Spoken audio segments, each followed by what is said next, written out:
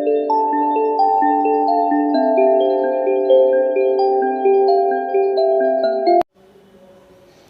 Morning વિદ્યાર્થી મિત્રો, સાપેક્ષ વેગના દાખલામાં આગળ વધીએ તો હવે આપણે જોવાના છે મિક્સ વેરાયટીવાળા દાખલાઓ, એટલે કે અત્યાર સુધીના જે પણ કોન્સેપ્ટ આપણે ભણી આવ્યા છીએ એનું એક મિક્સ, એટલે કે બધા જ કોન્સેપ્ટ છે એક સાથે આવી જાય એવા દાખલા છે. અને આજના લાસ્ટ લેક્ચર સાથે આપણે સાપેક્ષ વેગ છે એક કમ્પ્લીટ કરશું. તો ચાલો વધીએ દાખલાઓમાં. તો રકમ કંઈક આ પ્રમાણે છે: એકબીજાથી ડી અંતરે આવેલા બે અવલોકનકાર એકબીજાને સમાંતર માર્ગ પર એકબીજાની વિરુદ્ધ દિશામાં સમાન ઝડપથી ગતિ કરી રહ્યા છે. શું કીધું?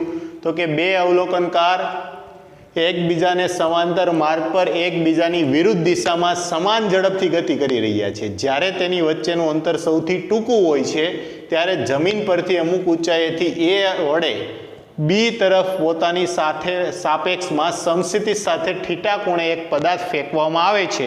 તો બી વડે અનુભવાતા પદાર્થનો ગતિમાર્ગ કેવો હશે એ આપણે જોવાનું છે.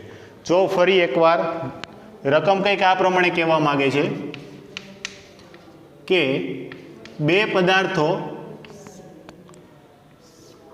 ધારો કે એ આ દિશામાં ગતિ કરે છે, અહીંયા પદાર્થ એ છે, એ આ દિશામાં, એનો વેગ છે હું v લઉં છું. કેટલો લઉં છું? v વેગ સાથે ગતિ કરે છે. તેવી જ રીતે બીજો પદાર્થ બી છે, એ અહીંથી v વેગ સાથે આ દિશામાં ગતિ કરે છે.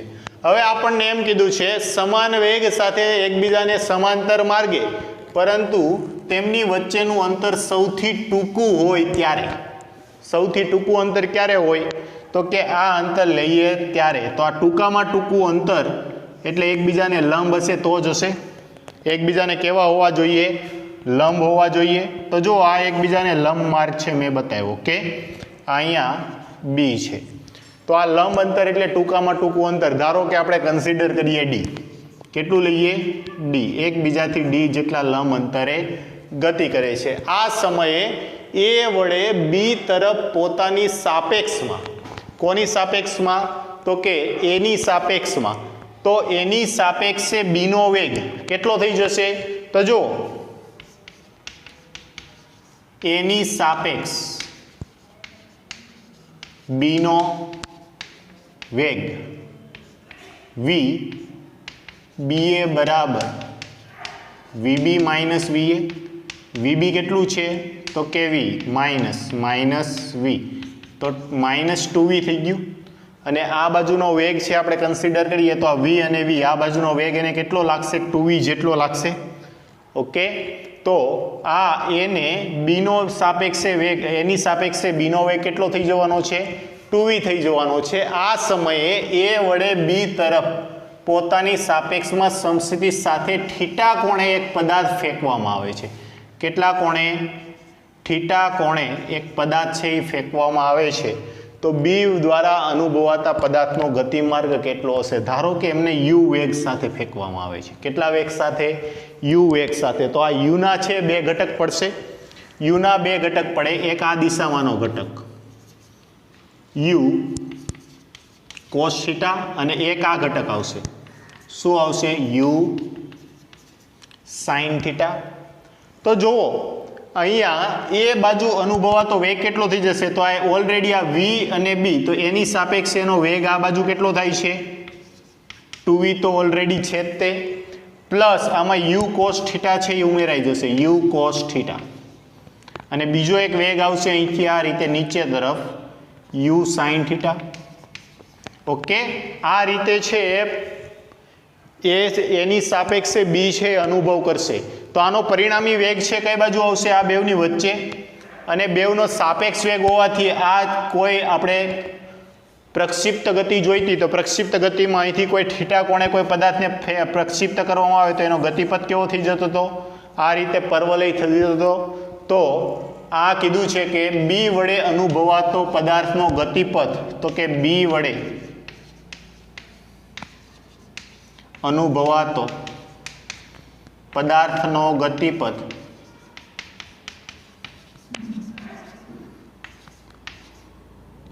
પરવલય હશે. કેટલો હશે? આ છે આપણો આન્સર.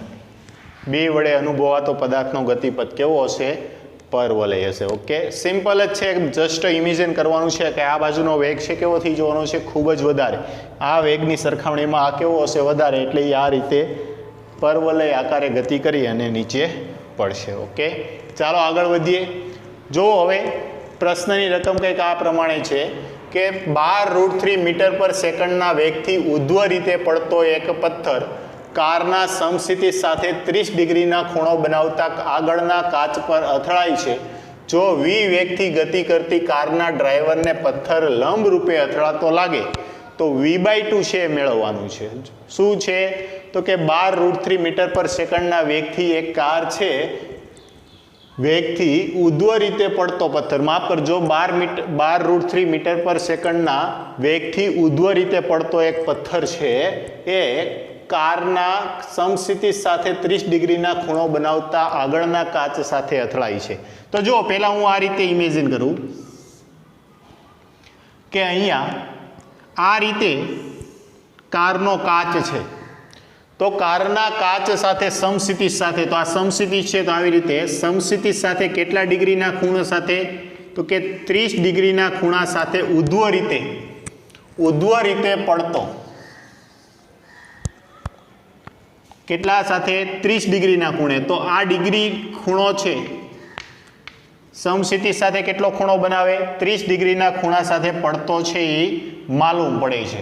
એટલે કે આ રીતે સીધો જ ક્યાં અથડાઈ જશે? તો કે આ ડ્રાઈવર કાર છે, કારના કાચ સાથે, આ કારનો આગળનો કાચ છે, આવી રીતે સ્લોપ વાળો હોય તો એની સાથે 30 ડિગ્રીના ખૂણે છે પડતો અનુભવ કરે છે. તો વી વેગથી ગતિ કરતી કારના ડ્રાઈવરને પથ્થર લંબ રૂપે અથડાતો લાગતો હોય તો, એટલે કાર કઈ દિશામાં? તો કે આ બાજુ. કારનો વેગ બરાબર v.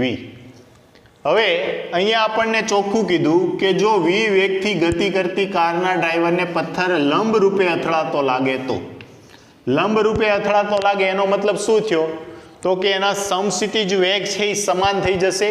એટલે કે અહીંયા 12√3 જે આવે છે, આ 12√3 આ જે વેગ છે પથ્થરનો વેગ એ કેટલા વેગથી પડે છે? 12√3 મીટર પર સેકન્ડ. તો આ 12√3 છે એના બે ઘટક પડશે, એક આ લંબ અને બીજો એક સમસ્થિતિજ. તો અહીં એના કેટલા ઘટક પડશે? બે ભાગ પડશે. કયા કયા? તો કે એક આ અને બીજો આ. પરંતુ આપણે ખ્યાલ છે કે આ જે ઘટક આવશે, કારનો ડ્રાઈવર કઈ રીતે અનુભવ કરે છે? તો કે લંબ રૂપે. તો એનો મતલબ એમ થયો કે સમસ્થિતિજ ઘટક છે બંને કેવા થવા જોઈએ? સમાન. એટલે કે આનો જે આ બાજુનો ઘટક આવે છે અને v બંને કેવા થઈ જવા જોઈએ? એક સરખા થવા જોઈએ, તો જ આ શક્ય બને. તો ધારો કે આનો વેગ છે હું u, એટલે કે 12√3 આપેલો છે, તો આ પાસેની બાજુ, એટલે આ ઘટક કયો આવશે? 12√3 cos 30 ડિગ્રી. અને આ કયો આવશે? 12√3 sin 30 ડિગ્રી. ઓકે, તો જુઓ 12√3 cos 30 ની કિંમત √3/2 થશે ને? તો 12√3 ના છેદમાં √3/2, √3 અને √3, સોરી cos 30, યસ, cos 30 ની કિંમત √3/2. તો 6 ગુણ્યા 3 કેટલો આવશે? 18 મીટર પર સેકન્ડ. આ વેગ છે 18 મીટર પર સેકન્ડ દેખાશે. જ્યારે આ નીચેનો લંબ જે આવે છે એ 12√3 sin 30 એટલે 1/2, 6 ગુણ્યા 2 12, એટલે આ આવશે 6√3. ઓકે, તો કારનો વેગ કીધો છે આપણને. કારનો વેગ કેટલો આવશે? તો કે કારનો વેગ બરાબર આ જે વેગ આવે છે એટલો જ તે થશે ને. કારનો વેગ v બરાબર 18, કેમ કે સીધું જ મળી ગયું જે ઘટક છે, કેમ કે એને લંબ રૂપે પડતો છે અનુભવાય છે. તો કે આપણને v/2 કીધું છે. અહીં પથ્થર કારને લંબ રૂપે પડતો અનુભવાતા એમના સમક્ષિતિજ વેગ કેવા હશે? સમાન હશે. સમક્ષિતિજ વેગ સમાન થશે. અને જો સમક્ષિતિજ વેગ સમાન હોય તો આપણે એમ કીધું ને કે 12√3 cos 30 ડિગ્રી બરાબર v. તેથી v બરાબર આપણને સાદુરૂપ મળ્યું. કેટલું આવ્યું? તો કે 18 મીટર પર સેકન્ડ. કારનો વેગ છે આપણને મળી ગયો. કેટલો મળ્યો? 18. પરંતુ આપણને v/2 કીધું છે. શું પૂછેલું છે? v/2. તેથી v/2 બરાબર 18/2. તેથી v/2 બરાબર 9 મીટર પર સેકન્ડ, જે આપણને માગેલું છે. v/2 કેટલું મળશે? તો કે 9 મીટર પર સેકન્ડ. તો આ રીતે તમારે છે પ્રશ્ન સોલ્વ કરવાના. ફરી એકવાર જોઈ લો. શું કીધું તું? 12 મીટર પર સેકન્ડના વેગથી ઉધ્વ રીતે પડતો એક પથ્થર કારના સમક્ષિતિજ સાથે 30 ડિગ્રીના ખૂણે પડે છે. કારના સમક્ષિતિજ સાથે. તો આ કારનું સમક્ષિતિજ એવી રીતે આ રીતે થયું. કારના સમક્ષિતિજ સાથે 30 ડિગ્રીના ખૂણો બનાવતા આગળના કાચ સાથે અથડાય છે. ક્યાં અથડાશે? આગળના કાચ સાથે. એટલે આ રીતે 30 ડિગ્રીના ખૂણે છે એ અથડાય છે. તો જો v વેગથી ગતિ કરતી કારના ડ્રાઈવરને પથ્થર લંબ રૂપે અથડાતો હોય, લંબ રૂપે અથડાય એનો મતલબ શું થયો? તો કે એના સમક્ષિતિજ વેગ છે કેવા થઈ ગયા છે? એક સમાન થઈ ગયા. તો જ લંબ રૂપે અથડાતો દેખાશે. ઓકે, ચાલો આગળ વધીએ. એક બસમાં બેઠેલ યાત્રીને વરસાદ શિરોલંબ પડતો દેખાય છે. બસમાં એક યાત્રી બેઠેલો છે, મુસાફર બેઠેલો છે, એને વરસાદ છે શિરોલંબ પડતો દેખાય છે. જ્યારે બસ પૂર્વ દિશામાં 10 મીટર પર સેકન્ડના અચળ વેગથી ગતિ કરી રહી હોય ત્યારે યાત્રીને વરસાદ ઉધ્વ દિશામાં 20 મીટર પર સેકન્ડના વેગથી પડતો દેખાય છે. તો વરસાદનો વેગ મેળવવાનો કીધો છે. શું કીધું છે? વરસાદનો વેગ. એટલે કે ધારો કે વરસાદનો વેગ આ છે vr. તો આ વરસાદના વેગના બે ઘટક પડ્યા, vrx અને vry. ઓકે, તો જો પેલું આપણને એમ કીધું છે કે બસમાં બેઠેલા યાત્રીને વરસાદ શિરોલંબ પડતો દેખાય છે. તો વરસાદ શિરોલંબ પડતો ક્યારે દેખાય? મેં હમણાં જ આગળના એક્ઝામ્પલમાં મેં તમને કીધું કે કોઈ પણ વસ્તુ શિરોલંબ પડતી દેખાય છે તો એના સમક્ષિતિજ વેગ છે કેવા થઈ જવા જોઈએ? નાબૂદ થઈ જવા જોઈએ. તો એક આ બાજુ હોય તો બીજો વિરુદ્ધ દિશામાં, સમક્ષિતિજ વેગ પરસ્પર વિરુદ્ધ દિશામાં થાય તો જ તેને વરસાદ છે શિરોલંબ પડતો દેખાય. આ બસ છે, આ બાજુ 10 મીટર પર સેકન્ડના વેગથી ચાલે છે અને અહીંયા એક યાત્રી બેઠેલો છે એ અનુભવ કરે છે. તો યાત્રીને વરસાદ કેવો પડતો દેખાય છે? શિરોલંબ દિશામાં. યાત્રીને વરસાદ શિરોલંબ પડતો દેખાય છે. શિરોલંબ પડતો દેખાય છે. તેથી વેગના સમક્ષિતિજ ઘટક કેવા હશે? સરખા. એટલે કે vb બરાબર vrx. ઓકે, તો vrx આપણું કેટલું થઈ જશે? જોજો, vrx બરાબર 10 મીટર પર સેકન્ડ. ઓકે, આ આપણને શું મળી ગયું? સમક્ષિતિજ વેગ છે મળી ગયો. જ્યારે બસ 10 મીટર પર સેકન્ડના ગતિ કરતી હોય ત્યારે યાત્રીને વરસાદ ઉધ્વ દિશામાંથી 20 મીટર પર સેકન્ડના વેગથી પડતો દેખાય છે. ઉધ્વ દિશા એટલે આ દિશા. તો vry આપણને આપી દીધું. કેટલું છે? vry બરાબર 20 મીટર પર સેકન્ડ. ઓકે, આ પણ આપણને ક્યાં આપેલું છે? રકમમાં આપેલું છે. તો બંને વેગ મળી ગયા. વરસાદ છે, વરસાદના x ઘટક અને y ઘટક છે બંને મળી ગયા. તો આપણને વરસાદનો વેગ પૂછેલો છે તો આપણે લખી શકીએ વરસાદનો વેગ vr બરાબર એમના બંને ઘટકોના વર્ગના સરવાળાનું વર્ગમૂળ vrx² plus vry². Okay, vrx² કેટલું છે? 10 નો વર્ગ વત્તા 20 નો વર્ગ. 20 નો વર્ગ 400 પ્લસ 10 નો વર્ગ 100 એટલે 500. તો વર્ગમૂળમાં 500 આવ્યા. વર્ગમૂળમાં 500 એટલે 100 ગુણ્યા 5 કહેવાય. 100 નું વર્ગમૂળ કેટલું? તો કે 10. 5 નું વર્ગમૂળ નહીં નીકળે. 10√5 મીટર પર સેકન્ડ. વરસાદનો વેગ કેટલો હશે? 10√5 મીટર પર સેકન્ડ. વરસાદનો વેગ. ઓકે, બસ એટલું સિમ્પલ હોય. માત્ર તમારે રકમ પરથી કે માહિતી આપેલી છે, ડેટા છે, બહાર કાઢવાનો અને જે પણ ફાઇન્ડ આઉટ કરવું છે એ. જો ફરી એકવાર ધ્યાન આપો કે એક બસમાં બેઠેલો મુસાફર છે, વ્યક્તિ છે, એને વરસાદ છે શિરોલમ પડતો દેખાય છે. તો શિરોલમ પડતો ક્યારે દેખાય? તો કે વરસાદના સમક્ષિતિજ ઘટક છે સમાન થઈ જાય. તો કે બસ છે એ 10 મીટર પર સેકન્ડના વેગથી ચાલે છે, તો બંનેના સમક્ષિતિજ વેગ છે સમાન થાય તો જ એને શિરોલમ પડતો દેખાશે. તો RX મળી ગયું, VRX કેટલું મળ્યું? 10 મીટર પર સેકન્ડ. અને યાત્રીને વરસાદ ઉધ્વ દિશામાં 20 મીટર પર સેકન્ડના વેગથી પડતો દેખાય છે. ઉધ્વ દિશામાં કેટલાથી? તો કે 20 મીટર પર સેકન્ડના વેગથી પડતો દેખાય છે. તો ઉધ્વ ઘટક પણ આવી ગયો. બંને આવી ગયા તો પરિણામી વેગ VR કેટલો આવશે? તો કે √VRX² + VRY² વર્ગના સરવાળાનું વર્ગમૂળ. સાદુરૂપ આપ્યું તો આન્સર કેટલો આવશે?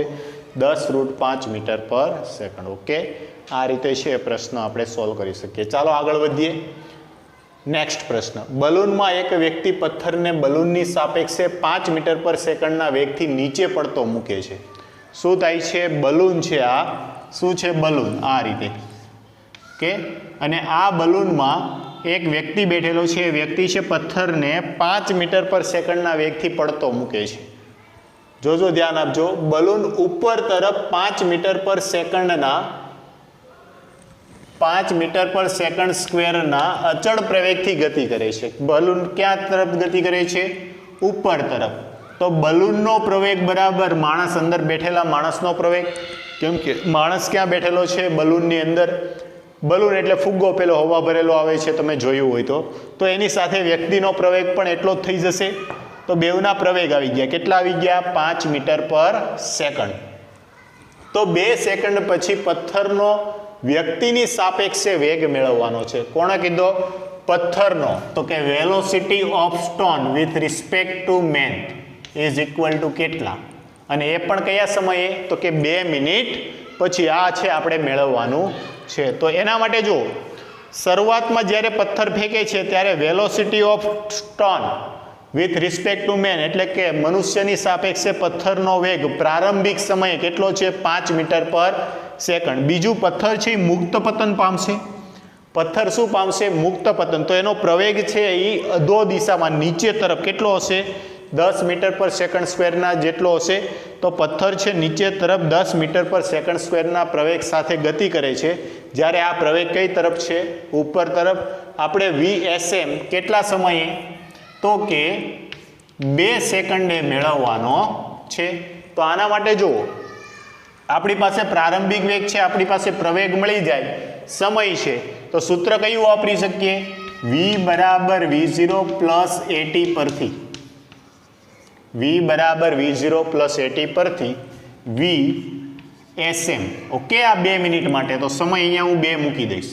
બરાબર VSM0 plus ASM into T, જ્યાં T બરાબર 2 સેકન્ડ મૂકતા. તો આ જે વેગ મળશે એ કેટલા? 2 સેકન્ડ માટે જે આપણે જોઈએ છે મળી જશે. એના માટે એક રાશિ છે અજ્ઞાત આવી. એક શું આવ્યું? પ્રવેગ ASM. તો ASM કઈ રીતે મેળવવું? તો જો ASM equal to AS minus AM. Okay, અહીંયા હું સ્મોલ લેટર વાપરેલા છે તો એમ જ વાપરું, સ્મોલ લેટર. ઓકે, તો AS છે, AS કેટલું આપેલું છે? 10 મીટર પર સેકન્ડ. નીચે તરફના પ્રવેગને આપણે પ્લસ લઈએ, ઉપર જતો હશે એને આપણે કેવો લઈશું? માઇનસ સંજ્ઞા પદ્ધતિ પ્રમાણે. તો AS બરાબર કેટલા છે? 10 માઇનસ ASM ઉપર તરફ જાય છે તો એને માઇનસ લેતા, તો -5 માઇનસ માઇનસ પ્લસ 10 ને 5 15 મીટર પર સેકન્ડ સ્ક્વેર. આ ASM મળી ગયું. ઓકે, આ SM ની કિંમત છે અહીંયા મૂકી દો. બધી જ રાશિ આપણી પાસે છે તો આન્સર શું આવશે? VSM is equal to VSM0 બરાબર આપણી પાસે છે કેટલા છે? 5 પ્લસ ASM બરાબર છે આપણી પાસે 15 ઇન્ટુ 2, 15 ગુણ્યા 2 30, 30 વત્તા 5 કેટલા આવી જશે? 35 મીટર પર સેકન્ડ. આ આપણને પ્રવેગ મળી ગયો, પથ્થરનો વ્યક્તિની સાપેક્ષે પ્રવેગ છે મળી ગયો. કયા સમયે? 2 સેકન્ડ પછી વ્યક્તિને પથ્થર છે એ 35 મીટર પર સેકન્ડના વેગથી ગતિ કરતો છે એ અનુભવશે. ઓકે, તો આટલું સિમ્પલ છે. રકમ પરથી જ ઓલમોસ્ટ છે તમને ખ્યાલ આવી જશે, પણ એના માટે તમારે શું કરવાનું છે તો કે વ્યવસ્થિત છે રકમને સમજવાની છે, એમાં જેટલી માહિતી આપેલી છે એ માહિતીને બહાર કાઢવાની છે, અને જે પણ માહિતી આપણે મેળવવી છે એને પણ આપણે અલગ છે સાઇડ આઉટ કરવાની રહેશે. તો જ છે આપણે આ સરળતાથી આવા પ્રશ્નો છે ઉકેલી શકશું. ઓકે, તો ચાલો નોટ ડાઉન કરો, પછી એક પ્રશ્ન છે જોઈએ.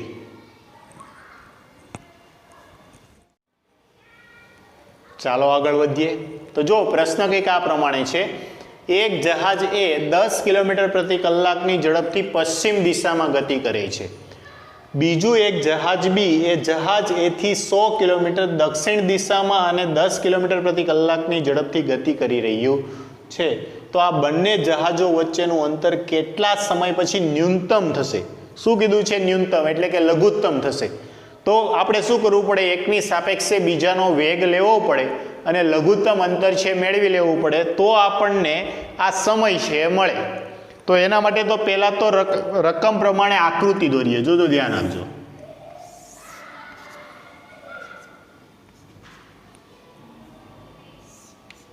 યામાક્સ પદ્ધતિ દર્શાવી, ઉત્તર, દક્ષિણ, પૂર્વ, પશ્ચિમ. ઓકે, ચાલો. શું કીધું છે? જહાજ એ 10 કિલોમીટર પ્રતિ કલાકની ઝડપથી પશ્ચિમ તરફ, કઈ દિશામાં? પશ્ચિમ તરફ. તો આ જહાજ એ આ દિશામાં જાય છે, વેલોસિટી ઓફ એ. ઓકે, અને વીએ બરાબર 10 કિલોમીટર પ્રતિ કલાક આપેલા છે. બીજું એક જહાજ બી, જહાજ એ થી 100 કિલોમીટર દક્ષિણ તરફ, એટલે અંતર આપી દીધું અહીંથી 100 કિલોમીટર, એટલે અહીંયા ધારો કે છે તો આ અંતર કેટલું થઈ ગયું છે?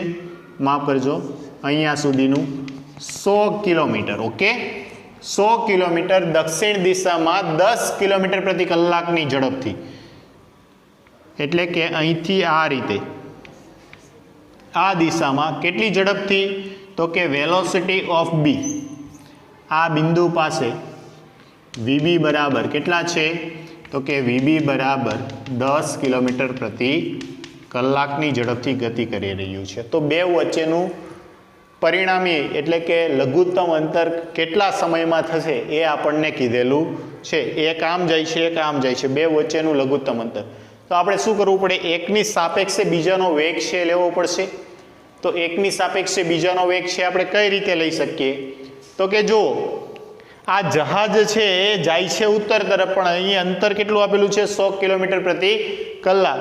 તો આ બેવનો પરિણામી વેગ છે કઈ રીતે મળશે? તો કે આ દિશામાં મળશે આપણને, આ રીતે. અને અહીંયા પરિણામી વેગ શું મળી જશે? VAB મળશે.